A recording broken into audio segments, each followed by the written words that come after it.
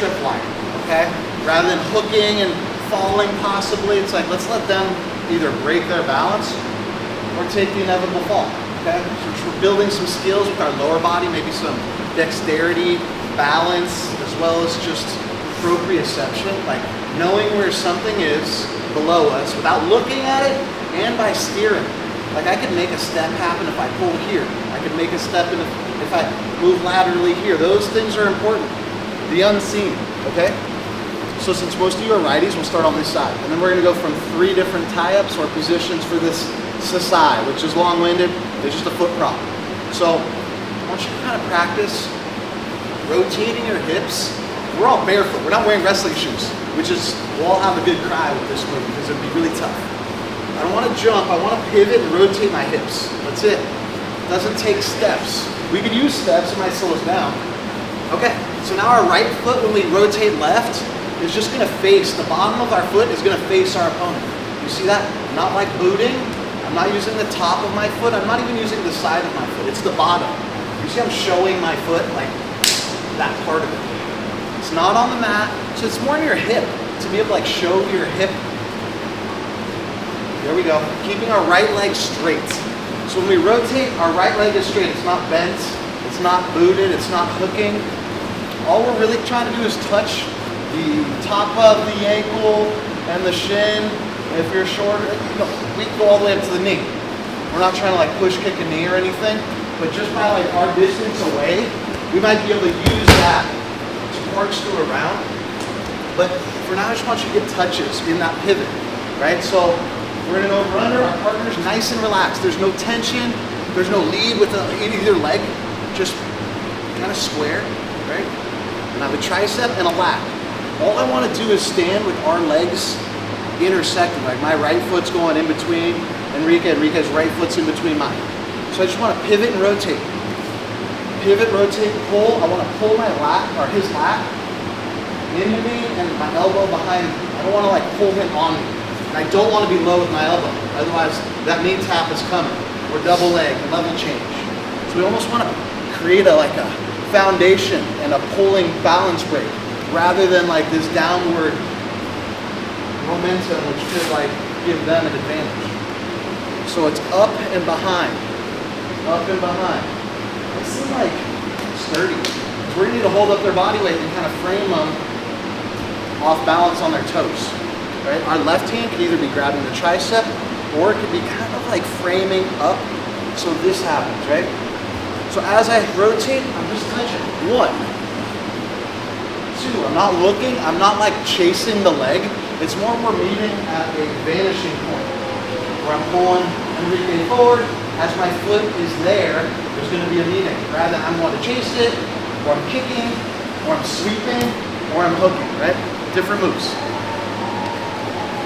1, 2, pulling, turning my head, rotating. This is a common mistake, kind of pulling them out, right? Pulling them on top, right? So pivoting my feet, my hips are like loose and able to rotate from side to side, whichever side it is, right? If I'm using this over under, I'm able to kind of trip, pull, and I don't want to fall. At least when I'm learning it. Have the self-control, discipline, balance.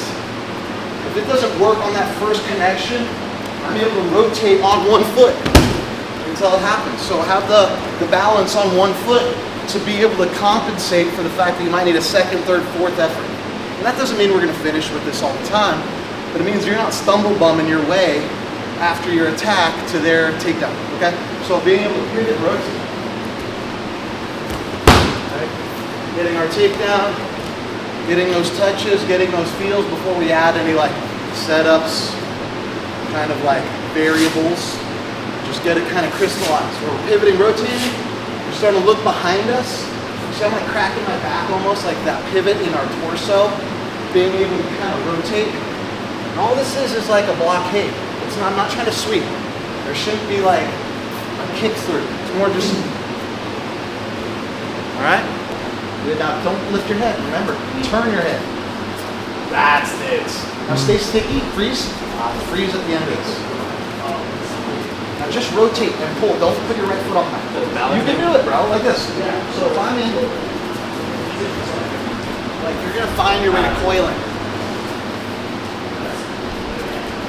Good, stay with it, pull your lat, turn your head. Like let him by, you're stopping. Like, if you rotate, he has nothing to lean on. But the more you can like hold him on. So let's see it where you turn your head, right, Enrique? Come on, hold hands. Turn that head. I know you got a neck. It's hard to see. That beard is in the way. Turn your head to me. Don't arch it or what's going to happen? Yeah, you're going to drape into that knee tap. So if you do that, you arch it, just get Yeah. Okay. So just turn your head. Yeah. Even that's still arched to me. Like tuck your chin. Tuck my chin. Okay. Now rotate. There we go. Try and get your. Yeah, that's better. Tuck my chin. Yeah. Okay. Rotate. Rotate. Rotate. Yes. Okay. That's gonna bleed into like follow through rather like.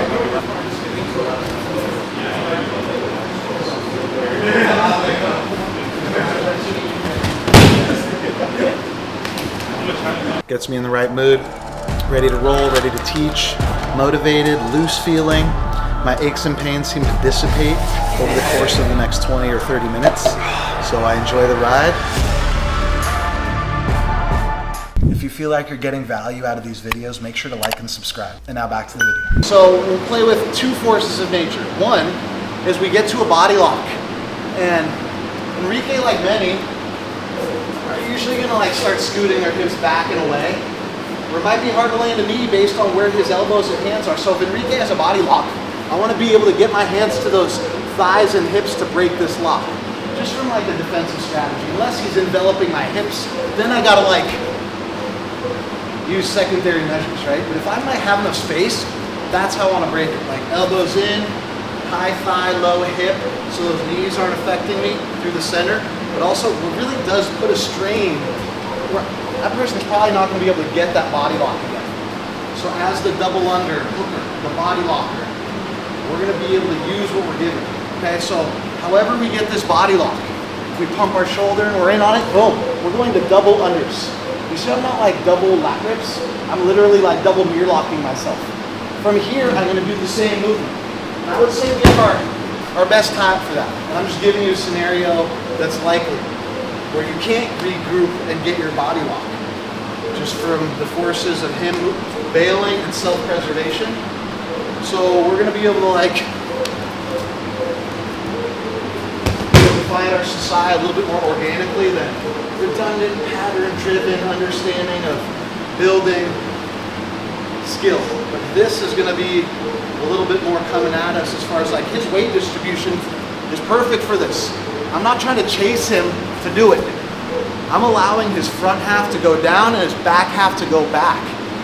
So I could just rotate on a dime rather than chase him, okay? So let's play with that scenario a little bit. So I guess the secret sauce here is how are we getting our body lock? That's on you a little bit.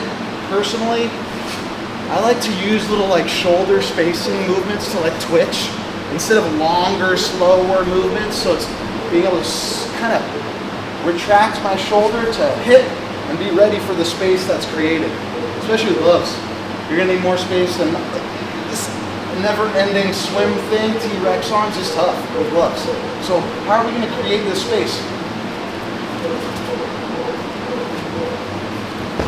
Make sense? Let's play with it. Any questions? 1, 3, 1, 2, 3. You're building that third out, bro. Yeah, no, that was a great fall too, by the way.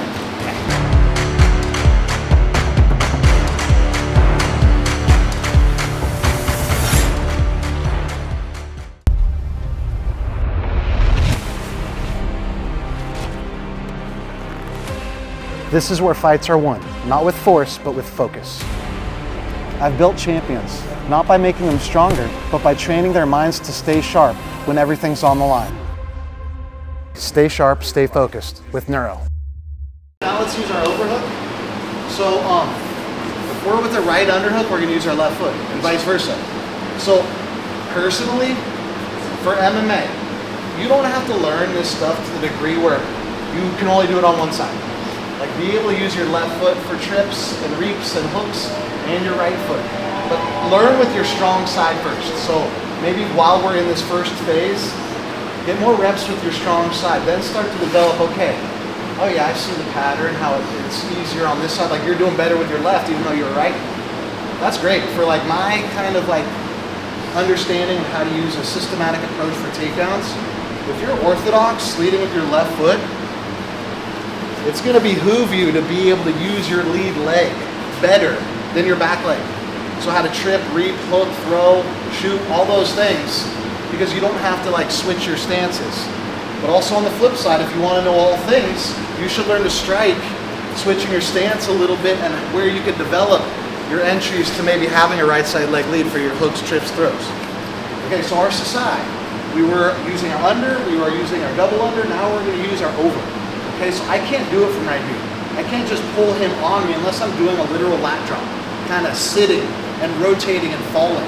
Whereas I don't want to do that. That's a big ask. So just, I'll go underneath you, let's see what happens. Rather than lateral side step and then using our hands to kind of like shift that weight distribution from this side to this side, right? And we're going to make a connection a very similar way. We're going to look at our opponent and then rotate past him, maybe with our weak side. But if we're going to do all things even, just kind of do it with our right side. Let's step laterally, clear him and his head, and try and like get him over our right shoulder. Okay, so here to there, that's our touch. I think it's shorter. I think it's an easier ask, personally. So like, we have an arm, we can pull the arm and the tricep and the elbow, we can pull the glove a little bit, there's traction at the end of just basic wrist control, which is gonna keep us in locked easier sometimes than no heel. So like, we're able to use that, you know, traction. So I'm gonna step laterally, I'm gonna kind of shift Enrique in front of me while I look at him, rather than pull him on top of me, right? That's the big ask, is being able to do this movement. And it is kind of an ask if you've done like wrestling for more than a decade, because in wrestling a lot of times rotating and turning your hips, it's not a foreign concept, but it's just less used. More like forward and backwards, a little more linearly. Whereas in judo, this rotation of your hips is going to create like that ole moment, where you can like shift your weight and pass them by you. So in this case, that's what we're doing. We're shifting and rotating to one side to make that touch happen. Depending on their balance, same thing. If Enrique's able to kind of like hold his balance longer, and I can rotate in second and third and fourth effort this finish, do it here and now. That's the place, rather than like, so like, be able to find your way to maybe even a 180, 360 finish here in practice. So I think it helps to be able to like, to find that movement. I'm not pulling him on me, I'm twitching that rotation, right? So whether it's here or here, I'm sidestepping, kind of finding my place without looking at it. If you notice, leverage is important here. I'm not trying to like bend and conform to like this ball. I'm upright, letting my shoulders drop back, and that feels unsafe for a lot of people, especially if I'm just asking you to do it day one. But the more you realize you're less off balance than them, it's going to start to develop like this longer leash. Rather than like playing conservative, you could play with those boundaries of your own skill level of balance. Rather than like, I am all one unit, of course you're gonna fall. If you're able to rotate and kind of like separate your body into compartments, this is great. Like get off balance, feel where your failure might be here. And then, you know, on game day, you'll be able to have more of a bandwidth for these kind of moves. Questions? All right, on 3, 1, 2, 3.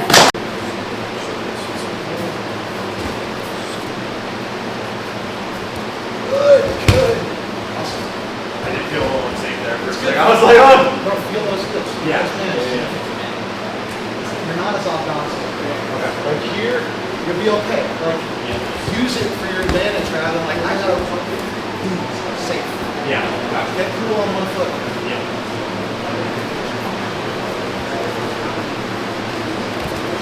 Awesome. A little air time even, right?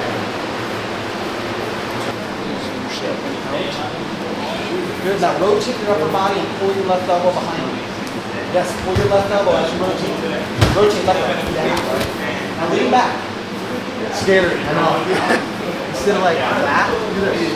Like, And then pivot and rotate from there. He'll be more off balance than so be off balance. It's like one of those things. Yeah, it seemed like the big rush took easier, but Lean back, rotate, pivot, all the things. Go, go. Yeah. You feel how you're leaning back. Like it's more leverage and it's more off balance and then like pivot away from it.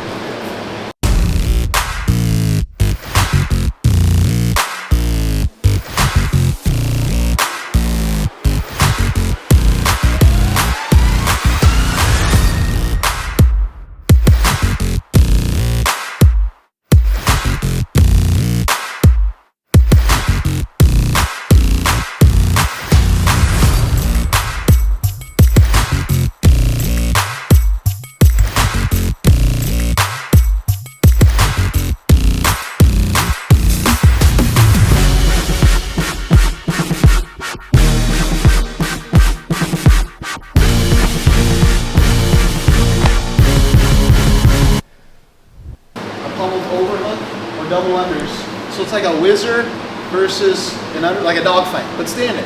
Where we might be in here, right? Like upright, in this kind of clinch that's a little modified, underhook versus whizzer, okay? What I gotta do to make some space and to create an angle for off balances, I gotta get out of his way. I can't just do the move and pull him on top of me, okay? So what I'm gonna do, I'm gonna step in front, crossing my feet. Every armchair quarterback in their grandma's basement's gonna say this is wrong. What I'm gonna do is I'm gonna almost like the Heisman. I'm gonna cut an angle quickly, like almost like my back foot is almost gonna make contact with the mat before my lead leg crosses over. But sometimes it's easier to get that rhythm to just kind of go 1, 2, 3 in like redundant pattern where my left foot, if I have a left underhook, is going to step in front. I'm going to show him my hips rather than square up. Right? I'm going to rotate, and then I'm going to use this back leg to create that centripetal force and to cut an angle where it's almost like a lasso, where I'm able to whip it around to help me coil on a tight angle rather than take a lot of steps and do a move. It's more the movement I'm creating on my setup. Where if I'm here, you know, you're gonna find your way to like short offense, but to cut that angle, I'm gonna be able to show my hip and rotate and face using the same move. Sasae, Tsurikomi, Ashi. It's long-winded for foot prop throw. So I'm not sweeping, I'm not reaping. I'm just using it as kind of that vanishing point thing where I'm pulling him to it, rather than getting off balance trying to reach for it, right? So as a righty, we're going against this left overhook, right? Where we're gonna kind of run away and pull him to this angle where I'm this direction. This hand can kind of dim mock, like a death touch, or kind of use as a frame, or even on the head if they're more upright. Like right now he's burying his head. We can hold this thing too.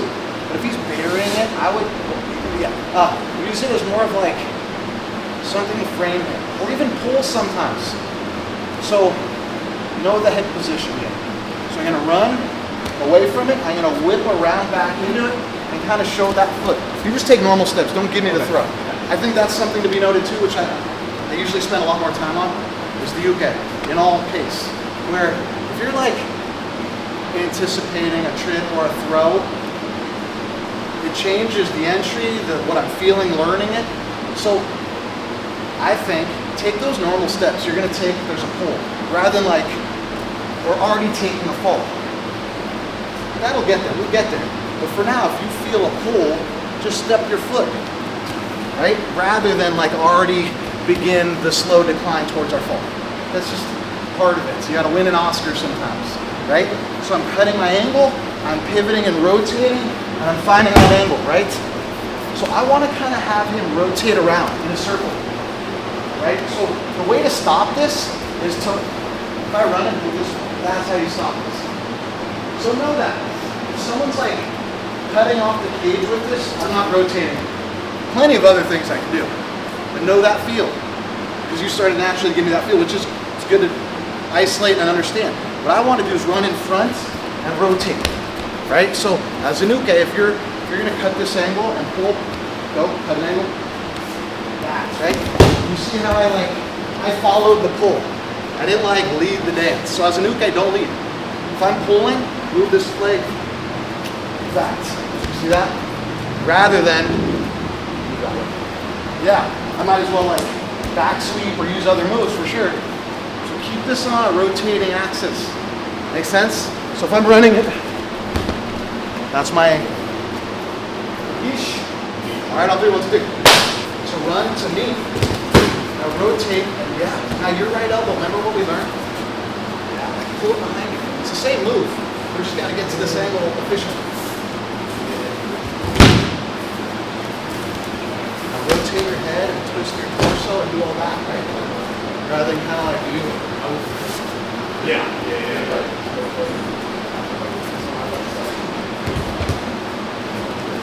Hell yeah. And you didn't see. My last step shouldn't just be another step. So if I'm in here, that's gonna get me, you see how my foot, I've seen that 2 or 3 times. I wanna stomp that foot in a way that allows me to know I have my bounce and their bounce without crumbling underneath it because I'm on the outside of my foot where my heel. So my last step is like solid. That's like the last step I'm taking before. With a lot of foot sweeps, that's the case. It adds that extra explosive element as well. Stop. That was much better though. Like, yep, go, do the whole thing. Kind of lean back. You see that guy? Yeah. So, turn your head and that won't happen. Yeah. I know just in a couple things he was playing, I noticed, or at least a couple things you showed. He's like straight back, rotate. That's like the big principles of it.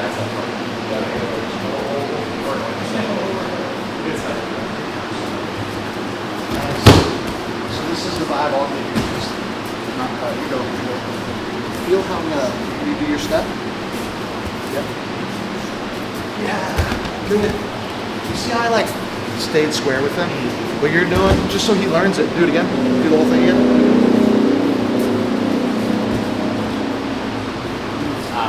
Right, like I'm allowing him to own my hips by pulling as well as like this. Would you ever stand like this? Okay. So when he does it, whoa, I'm on that side. You see I'm on that side of you? The underhook side, rather than kind of like